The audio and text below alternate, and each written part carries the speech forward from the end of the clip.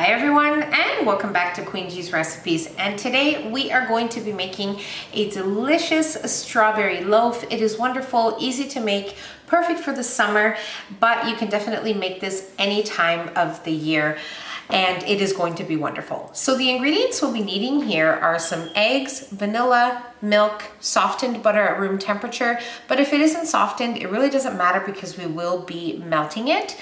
Here we have some sugar, some strawberry puree, which I will talk about in a bit.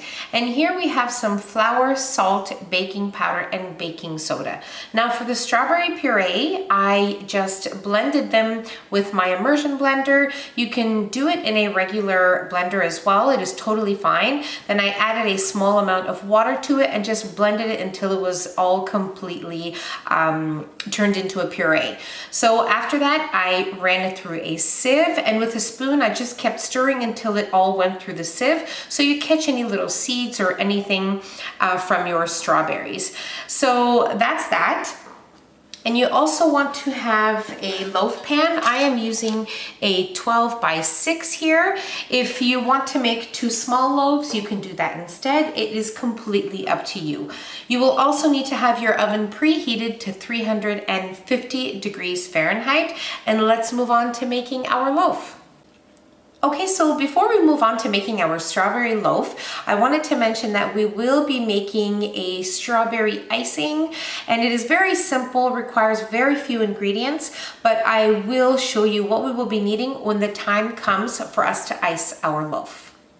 Okay, so I have already melted my butter here. So what we are going to do is just mix our sugar and our melted butter, and we're going to give these 2 ingredients a good whisk.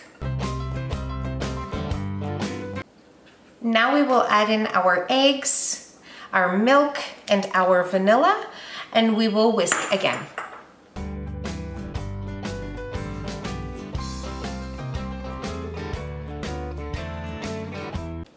Okay, so this looks great.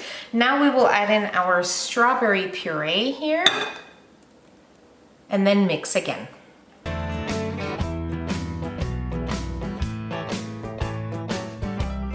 Now we are ready to add in our dry ingredients here, and we will mix just until everything is combined. No need to overmix at this time.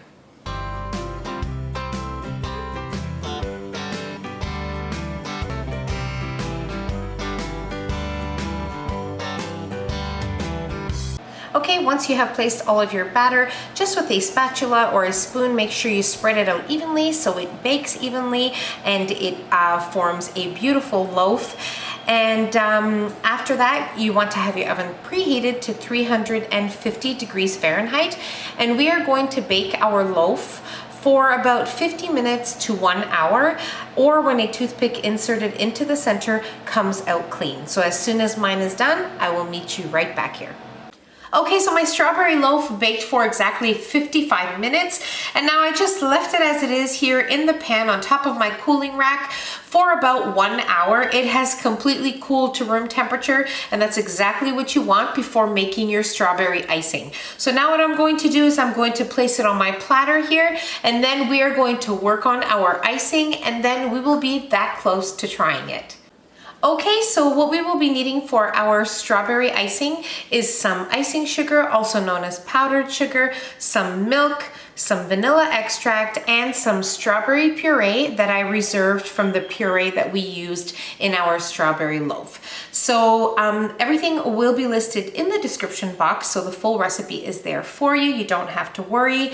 And for now, we are going to work on our strawberry icing. Okay, so very, very easy to make. What we are going to do is add in our powdered sugar into a bowl, okay?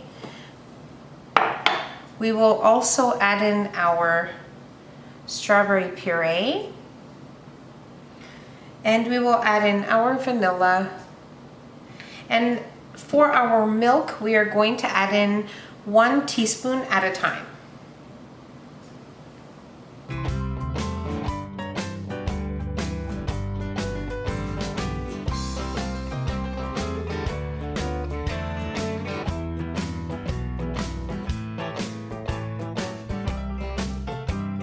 Okay, so we are definitely ready to try a slice.